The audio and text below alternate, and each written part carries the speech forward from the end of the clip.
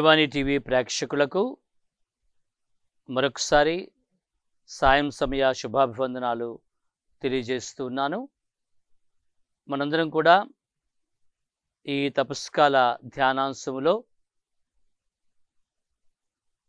Thomas ఎకంపస్ అనే చక్కని రచయిత రాసినటువంటి ఒక ఆధ్యాత్మిక పుస్తకం ది ఇమిటేషన్ ఆఫ్ క్రైస్ట్, మనం తెలుగులో క్రీస్తుని అనుసరణ అనే ధ్యానాంశంతో ఆ పుస్తకం నుంచి కొన్ని అంశాలను తీసుకొని వారు చెప్పినటువంటి విషయాలు, తదితర విషయాలను మనం జోడించి మన యొక్క ఆధ్యాత్మిక జీవితాలకు అన్వయించుకునే ప్రయత్నం చేస్తూ ఉన్నాం. మొదటి భాగంలో ఇప్పటి వరకు రమారై మనం 12 రోజులుగా ఈ క్రీస్తుని అనుసరణలో మనం వదులుకోవాల్సినటువంటి కొన్ని విషయాలని ఒక్కొక్కటి కూడా ధ్యానించాం, వాటిని గ్రహించే ప్రయత్నం చేస్తాం. మరి ఈ రోజు నుంచి ఈ రెండవ భాగంలో మనం ఈ క్రీస్తుని అనుసరణలో ఆయన గురించి, మనం కొలిచేటువంటి ఆ ప్రభువుని గురించి, క్రీస్తుని గురించి తెలుసుకోవలసినటువంటి గొప్ప విషయాలని, ఆయన చేరుకోవడానికి మనకు ఉపయోగపడేటువంటి విషయాలని ధ్యానిస్తూ ఉన్నాం. అందులో మొదటి అంశముగా ఈ రోజున మనం ఈ రెండవ భాగంలో మొదటి అంశముగా ఈ సృష్టి యావత్తు కూడా భగవంతుని యొక్క ఉనికిని మనకు తెలియజేస్తున్నాయి, భగవంతుని యొక్క గొప్ప చేయుదమును మనకు తెలియజేస్తున్నాయి, ఆయన సృష్టికర్త అనే గొప్ప పరమరహస్యాన్ని మనకు తెలియజేస్తున్నాయి. ఈ సృష్టిలో దేవుని యొక్క శక్తి ఇమిడి ఉన్నది. ఈ సృష్టి అంతా కూడా ఆ భగవంతుని చూపెడుతూ ఉన్నది. మనకు గాడ్స్ క్రియేషన్, భగవంతుడు చేసినటువంటి యొక్క సృష్టి భగవంతుని యొక్క ప్రతిరూపంగా, ప్రతిఫలంగా, జీవవంతంగా మనకు కనబడుతూ ఉన్నది. అయితే సృష్టి ద్వారా మనం భగవంతుని తెలుసుకుంటున్నాం, సృష్టికర్తను తెలుసుకుంటున్నాం, ఆయన చేరుకునేటువంటి ప్రయత్నం చేస్తూ ఉన్నాం. కానీ ఈ సృష్టి విషయాలని పూర్తిగా మనం కనుగొనడం కానీ, తెలుసుకోవడం కానీ అది సాధ్యం కానిటువంటి విషయం. మనం ఎంత ప్రయత్నం చేసినా విఫలం అవుతాం, కానీ అందులో మనం కృతకృత్యం కావడానికి అవకాశం లేదు. కొన్ని విషయాలు మనం అర్థం చేసుకునే ప్రయత్నం చేస్తూ వీటి వెనకాతల ఉన్నటువంటి ఆ యొక్క మహత్తర శక్తి అయినటువంటి సృష్టికర్తని, ఆయన యొక్క ఘనతను మనం తెలుసుకునే ప్రయత్నం చేస్తూ ఈ సృష్టిలో దైవం ఏ విధంగా మిళితమై ఉన్నారని మనం జ్ఞాపకం చేసుకుందాం. ఈ సృష్టికర్తను మనం గుర్తించుకోలేకపోవడానికి కారణం దేవుని యొక్క కృపలో మనం లేకపోవడం అంటాడు ఈ పుస్తకంలో. ఈ క్రీస్తుని అనుసరణ, ది ఇమిటేషన్ ఆఫ్ క్రైస్ట్ అనే గ్రంథంలో 3rd బుక్లో 31 చాప్టర్ 31వ చాప్టర్లో ఈ విషయాన్ని తెలియజేస్తూ ఉన్నాడు. దేవుని మనం గుర్తించలేకపోవటానికి, ఈ సృష్టిలో ఆయన యొక్క ఉనికిని మనం తెలుసుకోలేకపోవడానికి ఒకే ఒక ప్రధానమైన కారణం ఏంటంటే ద నెగ్లిజెన్స్. మనం నెగ్లెక్ట్ చేస్తూ ఉన్నాం, మనం టేక్ ఇట్ ఫర్ గ్రాంటెడ్. ఆయన యొక్క ఉనికిని, ఆయన యొక్క శక్తిని, దీని వెనకాతల ఆయన ఉన్నాడు అని తెలుసుకునే ప్రయత్నాన్ని మనం చేయటం లేదు. మనం ఎంత ఎక్కువగా దేవుని కృపలో ఉంటామో, దేవుని కృపలో ఉండే వ్యక్తిలో దేవుని యందు భయభక్తులు ఎక్కువగా ఉంటాయి. దేవుని యందు భయభక్తులు ఉండేటప్పుడు ఆ భగవంతుని గురించి తెలుసుకునేటువంటి ఆ యొక్క ఆశ, ప్రయత్నం, జిజ్ఞాస కూడా ఎక్కువగా ఉంటుంది. కావున నాకు ఇంకా నీ కృప అవసరం ప్రభువా అని మనం అడుగుతూ ఉండాలి. ఎప్పుడైతే దైవకృప మనలోనికి వస్తుందో ఆయన గురించి తెలుసుకునేటువంటి అవకాశం ఎక్కువ అవుతుంది. దైవకృప మనలోనికి రావటం అంటే మనకు దేవునికి మధ్య బంధం పెరుగుతూ ఉన్నట్లే. ఎప్పుడైతే ఈ బంధం పెరుగుతూ ఉందో అనేక విషయాల్లో మనం ఆయన యొక్క గొప్పతనాన్ని, ఉనికిని, ఆయన మహత్తర కార్యములను, చేయుదములను మనం గుర్తించగలుగుతూ ఉంటాము. ఈ ప్రయత్నం మనం చేసేటప్పుడు అనేక విషయాలు మనల్ని క్రిందకి లాగేస్తూ ఉంటాయి అంటాడు ఈ 3వ పుస్తకం 31వ చాప్టర్లో. మరి అనేక విషయాలు మనల్ని క్రిందకి లాగుతూ ఉంటాయి. దేవుని మనం తెలుసుకునేటువంటి, ఆయన్ని మనం కలుసుకునేటువంటి ప్రయత్నం చేసేటప్పుడు. అందుకే నీ చెంతకు నేను ఎగరలేకపోతూ ఉన్నాను, రాలేకపోతున్నాను. ఎగిరి నీ చెంతకు రావాలనే ప్రయత్నం చేయాలనేటువంటి కోరిక నాలో ఉన్నప్పటికీ ఇతరత్రా ఉన్నటువంటి వాటి నన్ను క్రిందకి లాగేస్తూ ఉన్నాయి కాబట్టి నేను నీ దగ్గరకు ఎగిరి రాలేకపోతున్నాను. నాకు రెక్కలు ఉన్నట్లయితే నీ దగ్గరకు ఎగిరి వచ్చేవాడినే. కీర్తన 55 6వ వచనము. 55వ కీర్తనలో 6వ వచనంలో మనం చూస్తూ ఉన్నాము. ఓ ప్రభువా, ఇదిగో నేను పావురం వలె ఉన్నట్లయితే, పావురం వలె నాకును రెక్కలు ఉన్నట్లయితే నేను ఎగిరిపోయి వచ్చి నీ చెంతకు చేరుకొని నీ దగ్గరే నేను ప్రశాంతంగా ఉండేవాడిని కదా అంటాడు కీర్తనకారుడు. ఆ మాటలని ఈ పుస్తకంలో కూడా మనం తీసుకుంటూ, సకల జీవుల కంటే, సమస్త ఈ లోక విషయాల గురించి కంటే నేను నీ దగ్గరకు రావాలనే ప్రయత్నం, కోరిక, ఆశ నాలో ఎక్కువ అవుతుంది అని అంటూ ఉన్నాడు. దానికి ప్రధానంగా మనకు ఉపయోగపడేటిది మన యొక్క ఆధ్యాత్మిక జీవితంలో బలమైనటువంటి ఆయుధం ఏంటంటే ధ్యానం, కాంటంప్లేషన్. ఎప్పుడైతే మనం ధ్యానిస్తూ ఉన్నామో మనలో ఉండేటి జీవమే, మనలో ఉండేటి శ్వాసే, మన యొక్క ఉచ్ఛ్వాస నిశ్వాసలే, మన ఆ గాలిని మనం తీసుకునేటప్పుడు, విడిచిపెట్టేటప్పుడు ఈ ప్రకృతితో మనం మమేకమై ఉన్నాము, మిళితమై ఉన్నాము. ఈ మన చుట్టూ ఉన్నటువంటి ఈ యొక్క వాతావరణములో, ఆ గాలిలో మనకు కావలసిన ఆ యొక్క ప్రాణాయువుని భగవంతుడు ఇమిడ్చి ఉన్నాడు. ఇది మానవ పరిశోధన కాదు, మానవుని యొక్క శాస్త్ర పరిజ్ఞానం కాదు, భగవంతుని యొక్క సృష్టిలో భాగమే. జీవరాశులుగా ఉన్నటువంటి మనం ఓ కొద్ది క్షణాలు ఈ ప్రాణవాయువు, ఈ శ్వాస పీల్చుకునేటువంటి ఈ జీవవాయువు మనకు దక్కకపోయినట్లయితే మనం బ్రతకలేం. ఎంత గొప్పవాడు అనుకున్నా సరే ఈ ప్రాణవాయువు మనకు లేకపోయేసరికి మనం బ్రతకలేం. కాబట్టి ఈ ప్రాణవాయువుని సృష్టిలో ప్రభువా నువ్వే ఇచ్చావు. అక్కడ ప్రారంభమవుతుంది ఈ ధ్యానంలో, ఈ కాంటంప్లేషన్లో.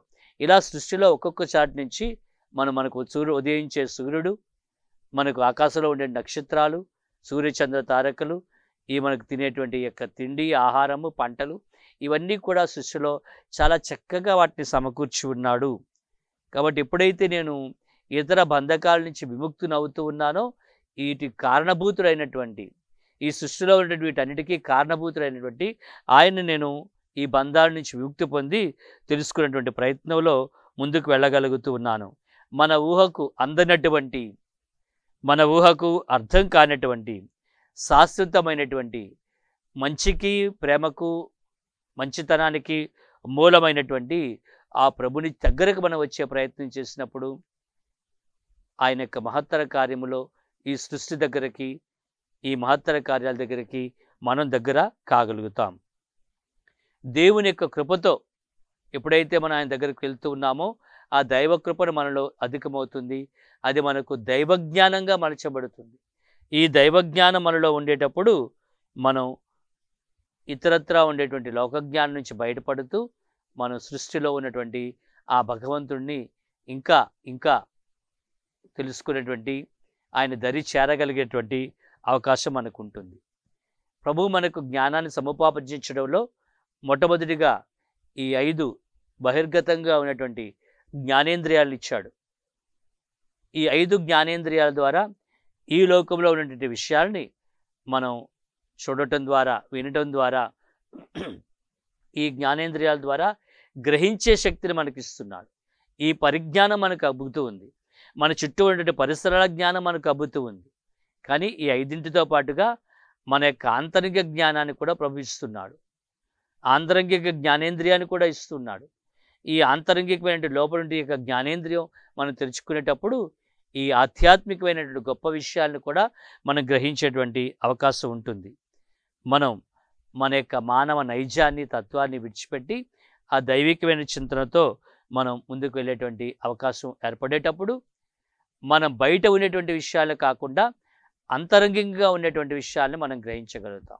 బయట ఉండేటువంటి వాటి ఎక్స్టర్నల్ థింగ్స్, మనం ఈ మనిషి చాలా బలంగా ఉన్నాడు, చాలా అందంగా ఉన్నాడు, చాలా పొడుగ్గా ఉన్నాడు, అందగాడు, ధైర్యం ఉంది, నైపుణ్యం ఉంది, ఇలా బహిర్గత లక్షణాన్ని మనం చూసి చెప్తూ ఉంటాం. కానీ అంతరంగికంలో లోపల కూడా ఆ వ్యక్తి యొక్క సహజతత్వాన్ని తెలుసుకోవడానికి ఆ వ్యక్తిలో ఎంతగా అయితే దైవకృప ఉంటుందో ఆ దైవకృపతో ఉండే వ్యక్తిలో దేవుడిచ్చినటువంటి ఈ న్యాచురల్ సహజమైనటువంటి సద్గుణాలు కూడా మనకు కనబడుతూ ఉంటాయి. అది దైవకృపలో ఉండేటువంటి వ్యక్తి ఈ సహజ గుణాలని బయటకు చూపెట్టగలుగుతున్నాడు. వాటిని మనం ఆస్వాదించడానికి ప్రయత్నం చేస్తూ ఈ సమయంలో మనం ప్రభుని స్తుతిస్తూ మహింపరుచుతాం.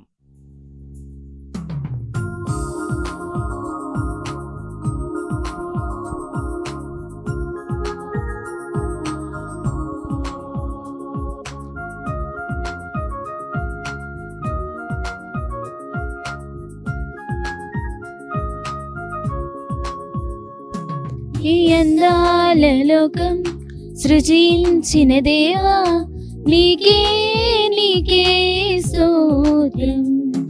ఈ భూలోకమంతా సృజించిన దేవా నీకే నీకే స్తోత్రం. ఈ అందాల లోకం సృజించిన దేవా నీకే నీకే స్తోత్రం. ఈ భూలోకమంతా సృజించిన దేవా నీకే నీకే స్తోత్రం.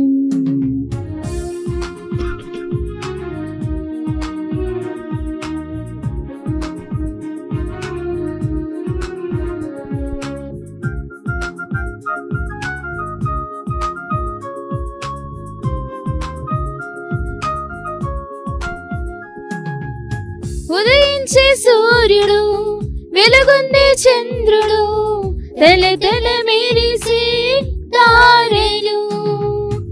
ఉదయించే సూర్యుడు వెలుగొందే చంద్రుడు తల తల మెరిసే తారలు. నీ ప్రేమను చాటుచున్నాయి దేవా, నీ మహిమను పొగడుచున్నాయి. నీ ప్రేమను చాటుచున్నాయి దేవా, నీ మహిమను పొగడుచున్నాయి. ఈ అందాల లోకం సృజించిన దేవా నీకే నీకే స్తోత్రం.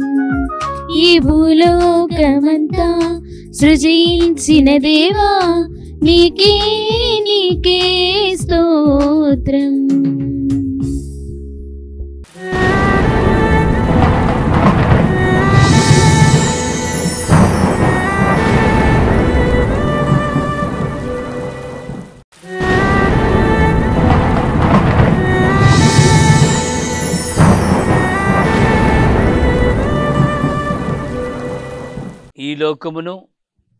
ఈ లోకములో ఉన్నటువంటి సకల సృష్టి వైభవాన్ని అతి సుందరంగా, మనోహరంగా, అందంగా సమకూర్చినటువంటి ఆ భగవంతుణ్ణి, సృష్టికర్తను మనం మన యొక్క కీర్తనల ద్వారా, పాటల ద్వారా కనుగొని తెలుసుకొని ఇంకా ఎక్కువగా ఆయన మనం మహిమపరుస్తూ ఉన్నాము.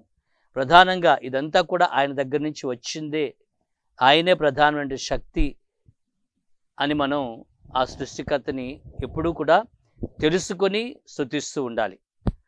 ఓసారి ఒక యువకుడు ఉద్యోగ ప్రయత్నం చేసి ఒక మంచి కంపెనీలో ఉద్యోగానికి జాయిన్ అయ్యాడు. గొడుగులు తయారు చేసే కంపెనీలో ఉద్యోగానికి జాయిన్ అయ్యాడు. వెంటనే వచ్చి మరి విచారణ గురువు దగ్గరికి వచ్చి చాలా సంతోషంగా చెప్పాడు.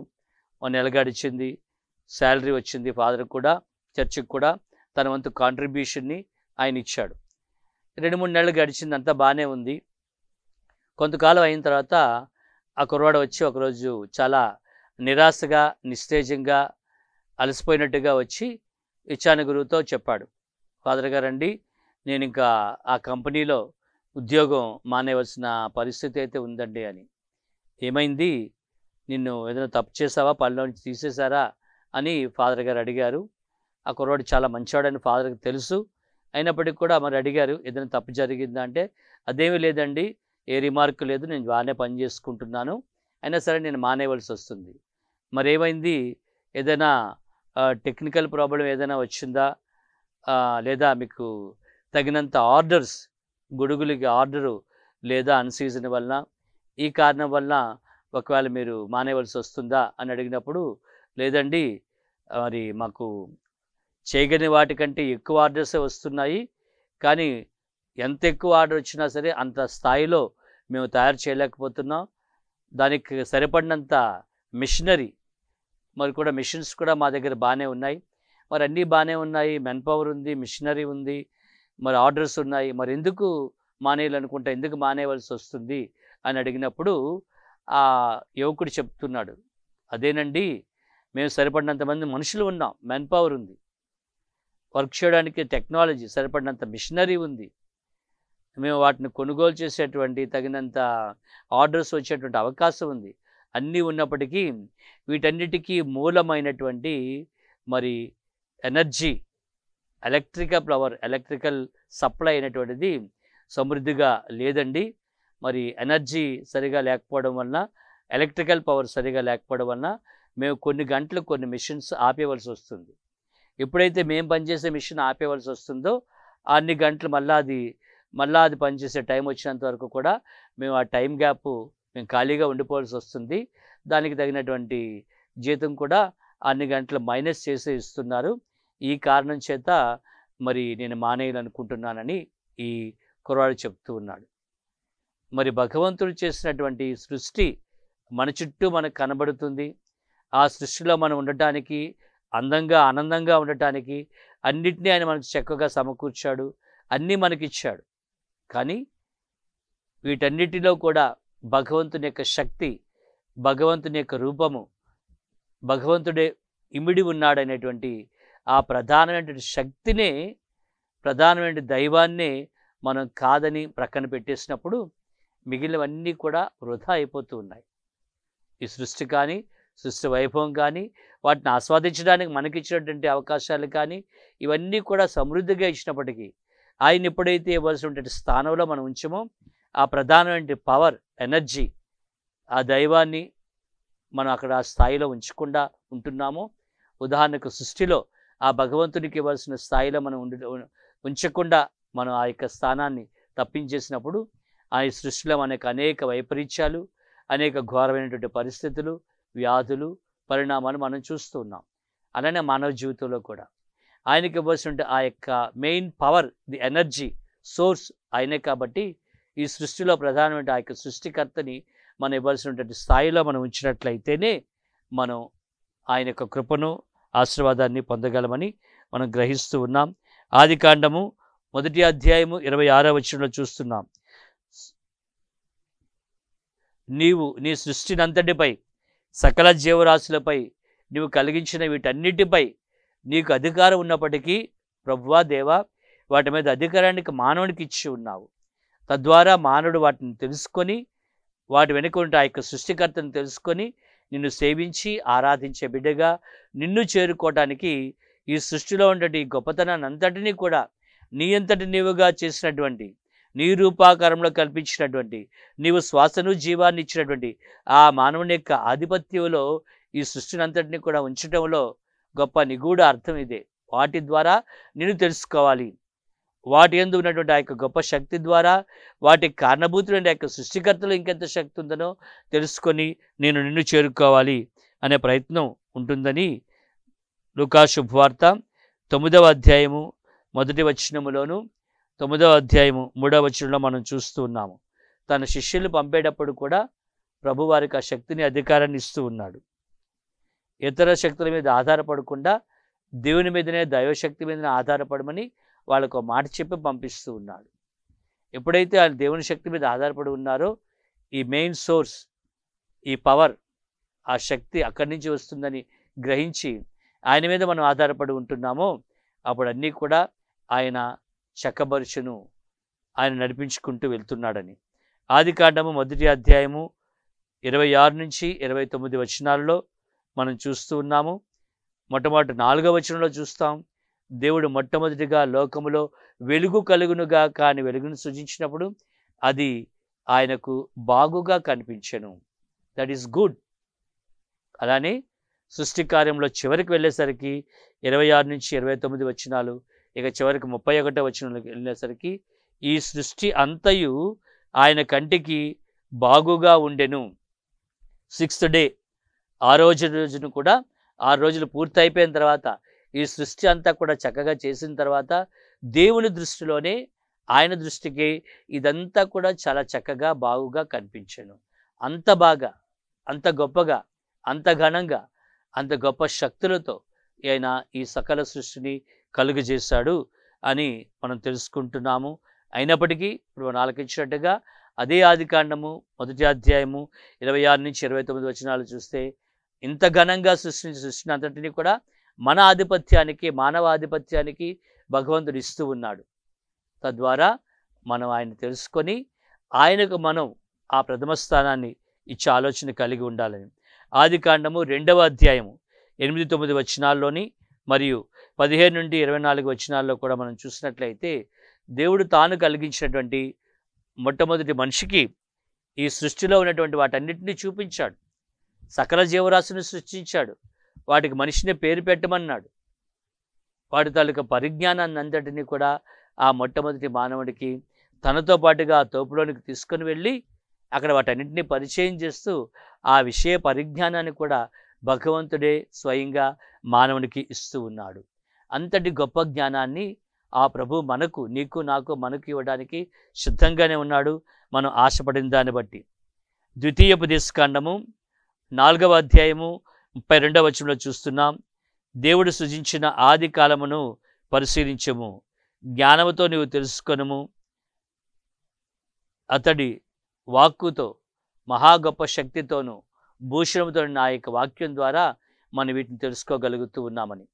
మరి ఇదిగో ఇమిటేషన్ ఆఫ్ క్రైస్ట్, క్రీస్తుని అనుసరణ అనేటువంటి యొక్క పుస్తకంలో, ఈ మహాగ్రంథంలో రాయబడినటువంటి ఈ గొప్ప విషయాల్ని మనం జ్ఞాపకం చేసుకుంటూ మరి 3వ పుస్తకంలో 31వ చాప్టర్లో 3rd book 31 చాప్టర్ మరియు అదేవిధంగా 3వ పుస్తకంలో 54వ అధ్యాయంలో 3rd book చాప్టర్ 54 ఈ 2 చాప్టర్స్లో అధ్యాయాల్లో సృష్టికర్త గురించి ఘనంగా మనకు వివరించబడుతుంది. కావున మనం ప్రభువా మీరు ఈ ఘనమైనటువంటి సృష్టిని కలుగజేసి వీటిని తెలుసుకునేటువంటి కృపను, ఆశీర్వాదాన్ని మానవుడైన మాకు ఇచ్చావు. నీవు విశాలమైన ఆకాశాన్ని, సూర్యచంద్ర తారకలను, ఘనమైన సృష్టిని, సకల ప్రాణుని కలుగజేసిన వాడు నీవే అని యెషయా ప్రవక్త 42వ అధ్యాయం 5వ వచనం అన్నట్టుగా అటు వినమ్రతతో ప్రభువా సృష్టికర్తవు నీవే అని మనం ఆ భగవంతుని తెలుసుకునేటువంటి కృపను, ఆశీర్వాదాన్ని ఇవ్వమని ప్రార్థన చేస్తూ అడుగుదాం. ప్రభు, సకల సృష్టికర్తవు నీవే. ఈ సృష్టిని అంతటిని కూడా చాలా గొప్పగా చేశావు, ఘనంగా చేశావు, అందంగా చేశావు, మనోహరంగా తయారు చేశావు. గొప్ప అద్భుత కార్యాలతో నిండి ఉన్నటువంటి మహత్తర సృష్టి కార్యం, వీటన్నిటి వెనుక ఉన్నటువంటి సృష్టికర్త అయిన నిన్ను తెలుసుకోవాలని నాకు ఒక అవకాశాన్ని ఇస్తూ ఉన్నావు. ఆ అవకాశాన్ని నేను సద్వినియోగం చేసుకొని నేను నిన్ను కొలిచి ఆరాధించి వీటన్నిటి ద్వారా నిన్ను మహింపరిచేటువంటి కీర్తనాకారుడు వలె నేను నిన్ను ఘనంగా పొగిడి కొనియాడేటువంటి అవకాశాన్ని నాకు ఇవ్వమని ప్రార్థిస్తూ ఈ రోజున మనం చేసే కార్యముగా, టాస్క్, పనిగా మనం గుర్తుపెట్టుకొని ఆయన యొక్క గొప్ప కార్యాలు మనం మననం చేసుకుంటూ వాటిని మనం కొద్ది నిమిషాల పాటు ధ్యాన ప్రార్థన ద్వారా, కాంటంప్లేషన్ ద్వారా, మెడిటేషన్ ద్వారా ప్రభువా ఈ జీవం మొదలుకొని ఈ చుట్టూ ఉన్నటువంటి ఈ సృష్టిని అంతటిని కూడా నువ్వు చేశావు అని నేను గ్రహించేటువంటి కృపనివ్వమని ఈ పనిలో మనం నిమగ్నమై కొన్ని నిమిషాల పాటు ధ్యాన ప్రార్థన ద్వారా, కాంటంప్లేషన్ ద్వారా సృష్టికర్తని కలుసుకునే ప్రయత్నం చేస్తూ దైవ అనుభవంలో ఎదగటానికి ప్రభు మనలను ముందుకు నడిపించాలి. క్రీస్తుని అనుసరణలో మనం ఒక మెట్టు ముందుకు వెళుతూ ఆయనలో మనం జీవించగలగాలి. ఇటు ఆశీర్వాదం అని ప్రార్థన చేద్దాం. రేపటి రోజున మళ్ళీ ఇదే సమయంలో కలుసుకుందాం. God bless you. దేవుని యొక్క కృపాశీర్వాదములు మీకు తోడుగా ఉండును గాక. ఆమేన్.